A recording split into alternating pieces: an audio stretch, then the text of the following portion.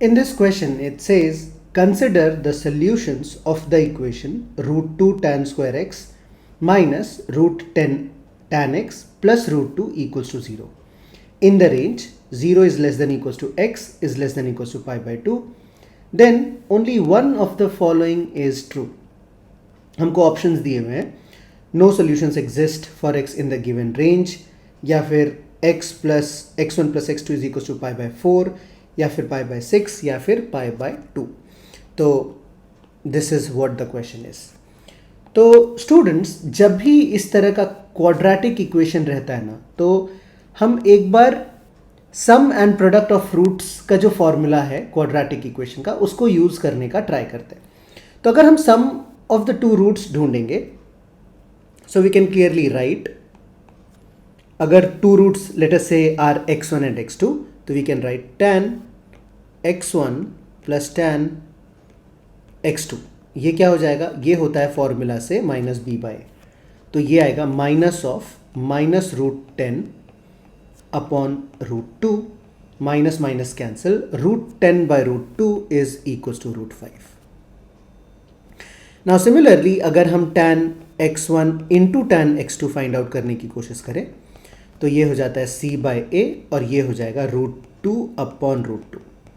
तो root two cancel, ये हो जाएगा 1. सो नाउ अगर हम tan x1 plus x2 find out करने की कोशिश करें, तो ये क्या हो जाएगा? ये हो जाएगा tan x1, हम लोग फॉर्मूला बेसिकली यूज कर रहे हैं, plus tan x2 upon 1 minus tan x1 into tan x2. तो अब it is as simple as कि हमको जस्ट वैल्यू पुट करना है. तो tan x1 plus tan x2 is numerator में हमको रूट 5 मिल जाता है, और डिनोमिनेटर में हमको मिलता है 1 माइनस 1. सो बेसिकली डिनोमिनेटर हो गया 0. Can you see here? Denominator होने से 0 से क्या होता है?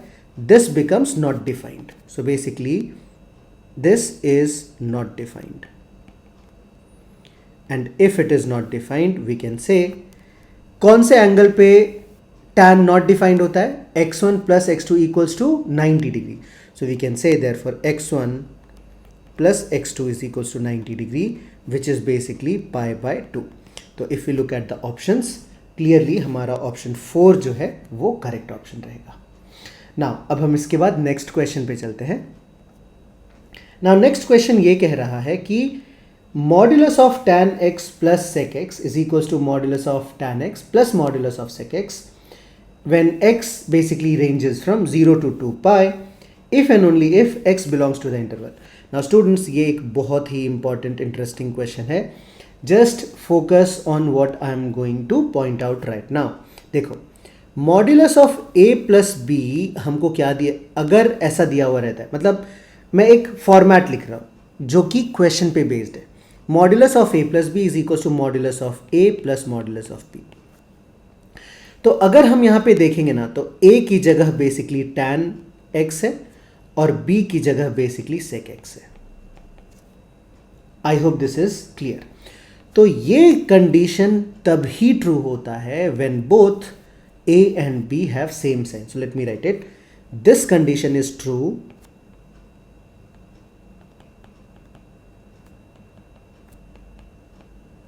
when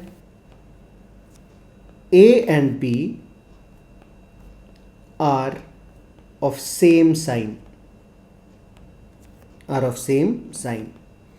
कहने का मतलब क्या है? अगर दोनों का साइन सेम होता है ना, मतलब a इंटू बी का प्रोडक्ट इज ग्रेटर देन 0.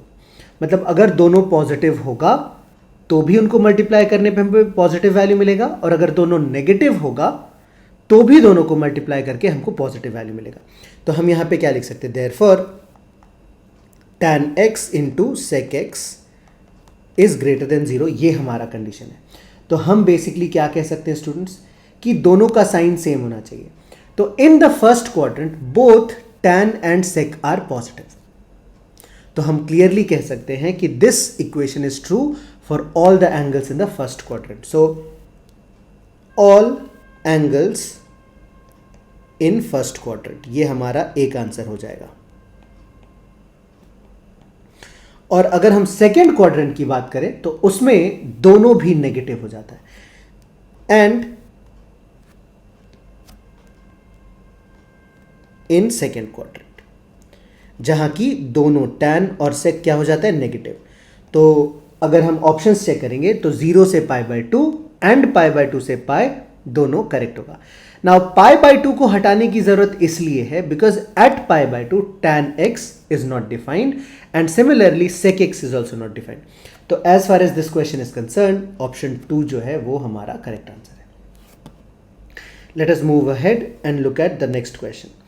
ये क्या कह रहा है स्टूडेंट्स, ये कह रहा है कि if alpha comma beta are solutions of sin square x plus a sin x plus b equals to 0 and एक cos में इक्वेशन दिया हुआ है हमको, तो हमको पूछा है कि साइन अल्फा प्लस बीटा क्या होगा।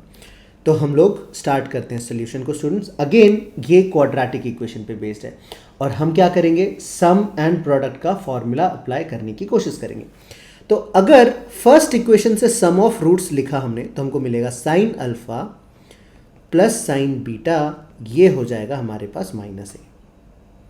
एंड दूसरे इक्वेशन से हमको मिलेगा cos alpha plus cos beta is equals to -c, ये मिल जाएगा। तो अब हम क्या करेंगे, इस दोनों इक्वेशन को हम डिवाइड कर देते हैं। I hope this is clear.